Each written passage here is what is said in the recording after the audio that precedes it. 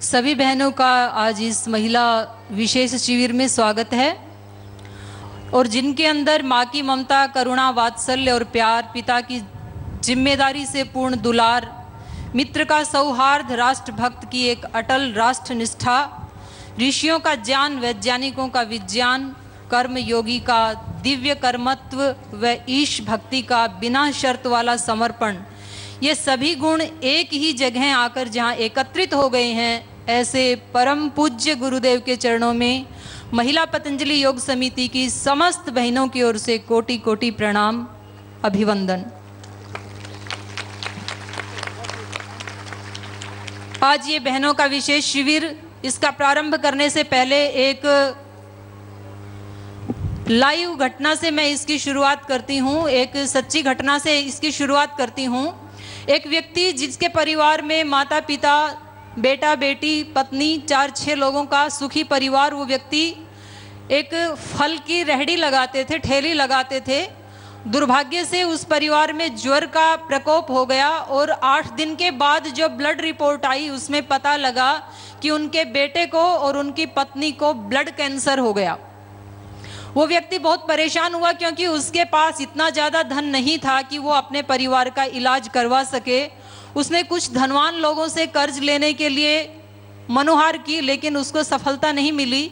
एक दिन एक धनवान व्यक्ति यहीं समुद्र के किनारे भ्रमण कर रहे थे। उस व्यक्ति ने कहा, बाबूजी मेरी घर उजड़ जाएगा, मुझे थोड़ा सा सहायता कर दीजिए।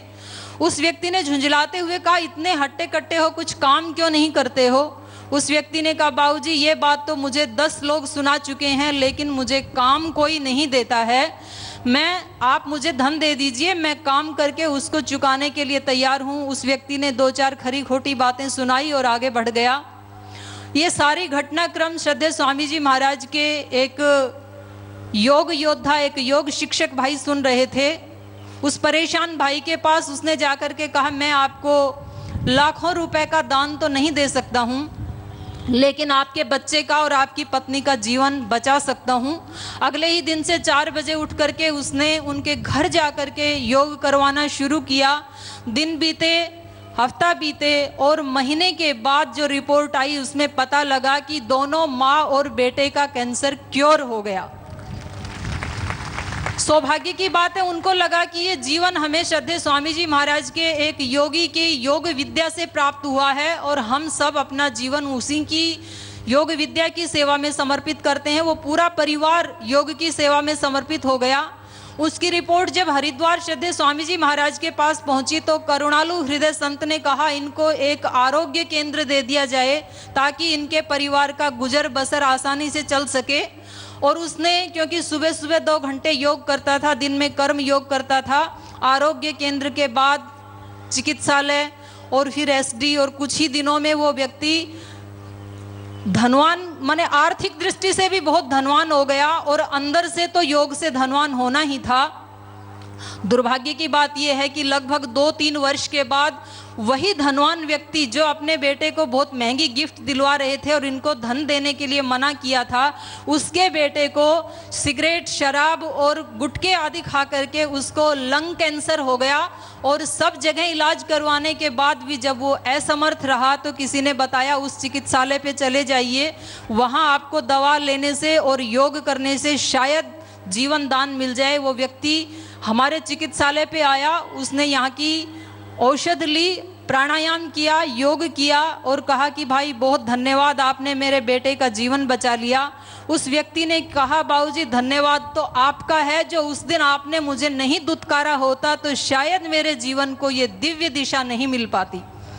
ये कहानी मैं किसी एक भाई की नहीं सुना रही हूँ, ये इस देश के हजारों नहीं लाखों भाइयों की कहानी है जिनके हाथों को श्रद्धेय स्वामी जी महाराज ने काम दिया और उनके जीवन को एक दिव्य आयाम दिया, एक दिव्य दिशा दी।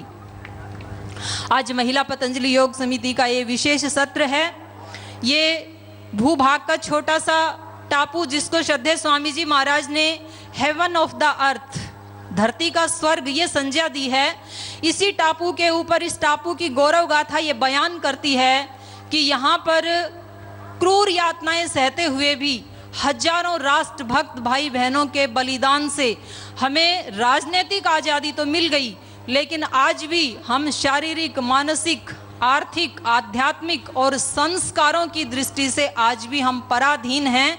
और उस पराधीनता को तोड़ने के लिए, उससे मुक्ति दिलवाने के लिए हमें केवल और केवल एक ही संस्था वो स्वतंत्रता दिलवा सकती है, वो है पतंजलि योगपीठ हरिद्वार, वो है श्रद्धेय स्वामी जी महाराज। योग, आयुर्वेद और स्वदेशी के माध्यम से हम इस स्वतंत्रता को हासिल कर सकते हैं। भगवान ने इंसान को बहुत सारी शक्तियां प्रदान की हैं और उन शक्तियों और स्वतंत्रता के तहत आज इंसान ने ऐसी मशीनें तैयार कर ली हैं कि हजारों लोगों को जो काम करते थे कई दिनों में, वो कुछ घंटों में मशीनें तैयार कर देती हैं। लेकिन एक कार्य आज भी ऐसी मशीन कोई इंसान नहीं बना पाया, वो कार्य आज भी भगवान ने अपने हाथ में रखा है और वो कार्य है इंसान का निर्माण, मनुष्य का निर्माण। मनुष्य को जन्म कोई मशीन नहीं दे सकती है, ये काम भगवान ने अपने हाथ में रखा है और ये कार्य भगवान माँ के माध्यम से इस धरती पर करवाते हैं। चाहे कोई मनुष्य की संतान हो या पशु पक्षी हो, सबको जन्म देने वाली माँ है। माँ है तो सृष्टि है, माँ है तो संसार है, यदि माँ नहीं है तो सब कुछ बेकार है। इस सारे संसार को यदि हम देखें तो ये सारा संसार एक वृक्ष की भांति है और उस वृक्ष की जड़ है माँ। अगर वृक्ष की जड़ को सींचा जाए तो पूरा वृक्ष अपने आप ही हरा भरा हो जाएगा। इसलिए यदि हमें राष्ट्र का विकास चाहिए, मानवता की चेतना का विकास चाहिए, तो हमें माँ को शारीरिक, मानसिक, आर्थिक, सामाजिक, आध्यात्मिक, सांस्कारिक दृष्टि से उसको उन्नत करना होगा, उसका हमें विकास करना होगा।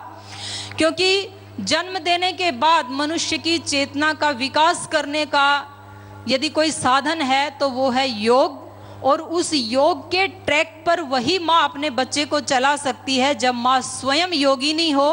और माँ योगिनी तब होगी जब उसको श्रद्धेय स्वामी जी महाराज जैसे किसी योगी संत से दिव्य प्रेरणा प्राप्त हो।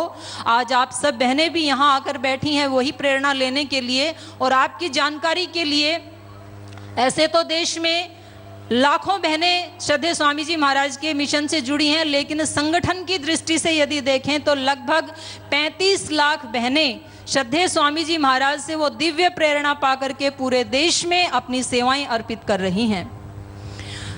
जब आज ये महिलाओं का विशेष सत्र है, इसमें न केवल उनको शारीरिक रूप से और उनका सौंदर्य निखारने के लिए ही ये योग शिविर है, बल्कि इसके पीछे एक बहुत ही गुप्त रहस्य छिपा हुआ है। आप देखेंगे सारी राजनीतिक पार्टियां, सारे प्रशासन के लोग, सभी फोर्सेस, सभी मिलकर के भी आज इस देश से आतंकवाद, भ्रष्टाचार, दुराचार, व्यभिचार, चोरी, डकैती जैसी बीभत्स समस्याओं का कोई समाधान प्राप्त करने में असमर्थ अपने आप को पा रहे हैं। लेकिन यही काम मेरे देश की अगर 60 करोड़ बहनें अपने हाथ में ले लें तो मैं गारंटी के साथ कहती हूँ, जिस दिन इस देश की लगभग 60 करोड़ बहनें 2 घंटे प्रतिदिन योग करने लग जाएंगी, 1 घंटा ध्यान करने लग जाएंगी और अपनी रसोई में सात्विक आहार पकाने लग जाएंगी और स्वदेशी का पालन करने लग जाएंगी, उस दिन इस धरती के ऊपर कोई भ्रष्टाचार या भ्रष्टाचारी, आतंकवाद और आतंकवादी, दुराचार, दुराचारी, आलस्य और आलसी व्यक्ति ढूंढने के लिए भी नहीं मिलेगा, उसका समूल नाश हो जाएगा। और उस समय उन माताओं की कोख से, उन योगिनी माताओं की कोख से इस धरती के ऊपर राम, कृष्ण, अर्जुन, अभिमन्यु, गौतम, कपिल, कणाद, जैमिनी, पतंजलि जैसे ऋषि पैदा होंगे। उनकी कोख से सीता, सावित्री, दमयंती, गार्गी, मैत्रेयी जैसी संतति उत्पन्न होंगी जो इस धरती को दिव्यता से भर सकती हैं।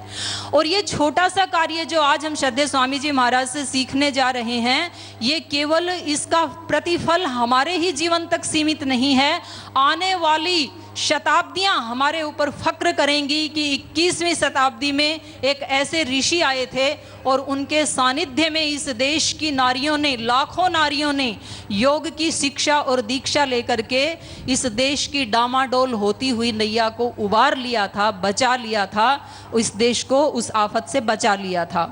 आज श्रद्धेय स्वामी जी महाराज मंच पे बैठे हैं, करोड़ों लोगों को इनके जीवन से प्रेरणा और दिशा मिली है। मैं आपसे पूछती हूँ कि इस शरीर को पैदा करने वाली हमारी श्रद्धेय पूज्या माता गुलाब देवी जी ने अगर ऐसे लाल को पैदा नहीं किया होता तो क्या करोड़ों लोगों को ये दिशा मिल पाती?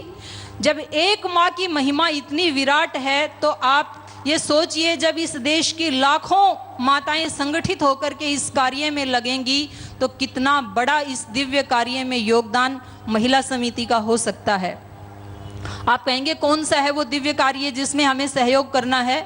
श्रद्धेय स्वामी जी महाराज का मिशन है बीमारी और बुराई से मुक्त भारत, सब प्रकार की स्वास्थ्य और समृद्धि से युक्त भारत, भगवान के यंत्र होकर के सब दिव्य जीवन यापन करें इस धरती के ऊपर, ऐसा भारत श्रद्धेय स्वामी जी महाराज बनाना चाहते हैं। आप कहेंगे ये मिशन और इसका उद्देश्य तो बहुत अच्छा है, लेकिन संगठन में परस्पर विरोधी प्रकृति के तत्व आकर के जुड़ जाते हैं तो हम सेवा कैसे करें? उसका उत्तर भी हमारे शास्त्रों में सांख्य दर्शन में ऋषि ने दिया है। त्रिगुण प्रकृति के हैं, सत्व, रज और तमोगुण, जो परस्पर नितांत विरोधी हैं, लेकिन वो ही तीनों गुण मिलकर के इस सारी सृष्टि का निर्माण कर देते हैं और वही तीनों गुण मिलकर के इस आत्मा को भोग और अपवर्ग तक पहुंचा देते हैं। अभी हम दीप प्रज्वलन करने जा रहे हैं। दीपक में तेल, बाती और अग्नि तीनों तत्व परस्पर विरोधी हैं, लेकिन ये तीनों ही तत्व इतनी समझदारी से मिलकर के जलते हैं कि आज तक दीपक ने लाखों पथिकों को रोशनी दी है, उनको मार्ग प्रदर्शन किया है, उनका पथ प्रदर्शन किया है। तो हमें संगठन में भी, भले ही हम अलग अलग पृष्ठभूमि से आए हैं, हम सभी भाई बहनों को मिलकर के इस भागवत कार्य को, गुरु के इस दिव्य कार्य को आगे पहुंचाने के लिए आज हमें शिक्षा लेकर के जानी है। ये तो मैंने बाह्य परिप्रेक्ष्य में बात की। आप सभी बहनें और मनुष्य मात्र चाहता है कि उसकी चेतना का विकास हो। आप समुद्र के किनारे बैठे हैं, बाहर से देखने में लगता है कि ये समुद्र में जो पानी है नीचे तक, अनंत गहराई तक जल ही जल इसमें भरा हुआ है, लेकिन जब 20, 30, 40 फीट नीचे जाते हैं तो पता चलता है कि जितनी सुंदर सृष्टि बाहर है उससे भी कहीं ज्यादा सुंदर सृष्टि इस समुद्र के अंदर, जल के अंदर है।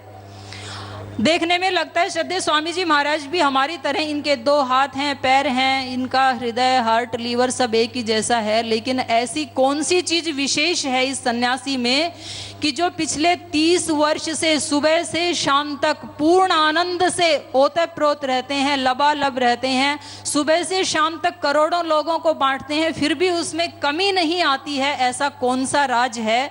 तो वो क्योंकि उन्होंने जरूर अनंत के साथ उनकी कनेक्टिविटी हो रखी है और उन्हीं हमारी अनंत शक्तियों से हमें भी परिचित करवाने के लिए आज ये विशेष महिलाओं का सत्र रखा है।